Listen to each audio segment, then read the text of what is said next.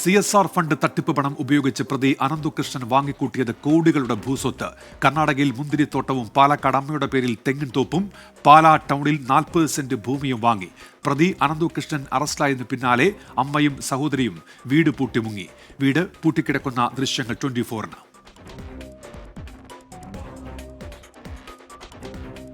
ശ്യാംകുമാറുണ്ട് വാർത്തയുടെ വിശദാംശങ്ങളുമായി ഇപ്പോൾ കൊച്ചിയിൽ നിന്ന്. ശ്യാമി, തട്ടിപ്പ് പണം ഉപയോഗിച്ച് വലിയ തോതിൽ ഭൂസ്വത്ത് ഉൾപ്പെടെ വാങ്ങിക്കൂട്ടിയല്ലോ അനന്തുകൃഷ്ണൻ. എന്തൊക്കെയാണ് മറ്റു വിവരങ്ങൾ, ശ്യാംകുമാർ?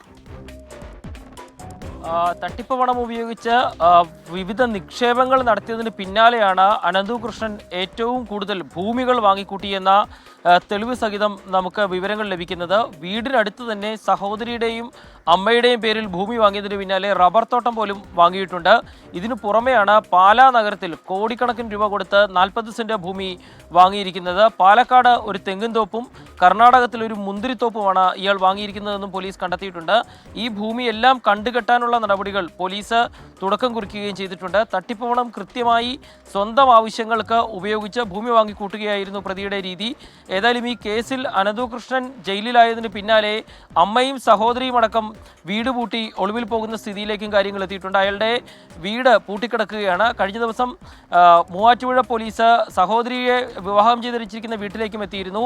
അവിടെ നിന്നും ബന്ധുക്കളടക്കം കഴിഞ്ഞ ദിവസം താമസം മാറുകയും ചെയ്തിട്ടുണ്ട്. ഏതായാലും വലിയ രീതിയിലുള്ള തട്ടിപ്പ് തന്നെ നടന്നിരിക്കുന്നു എന്നുള്ളതിൻ്റെ തെളിവുകളാണ് ഈ തട്ടിപ്പ് പണം ഉപയോഗിച്ച് അനന്തുകൃഷ്ണൻ സ്വന്തം പേരിൽ വാങ്ങിയിരിക്കുന്ന ഭൂമിയുടെ വിവരങ്ങൾ വന്നിരിക്കുന്നത്.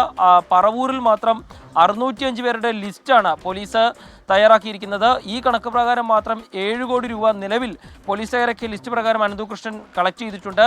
ഇതിനു പുറമെ 2000 പേരാണ് അവിടെ പരാതി നൽകിയത്. ഇനി 1400 പേരുടെ പരാതിയും കൂടി അവിടെ പോലീസിനെ കണക്കാക്കുന്നുണ്ട്. അങ്ങനെ വലിയൊരു തട്ടിപ്പിലേക്ക് തന്നെയാണ് അനന്തുകൃഷ്ണൻ ഈ തട്ടിപ്പ് രീതി ഉപയോഗിക്കുകയും ആ പണം ഉപയോഗിച്ച് മറ്റ് വസ്തുക്കൾ വാങ്ങിക്കുകയും ചെയ്തത്.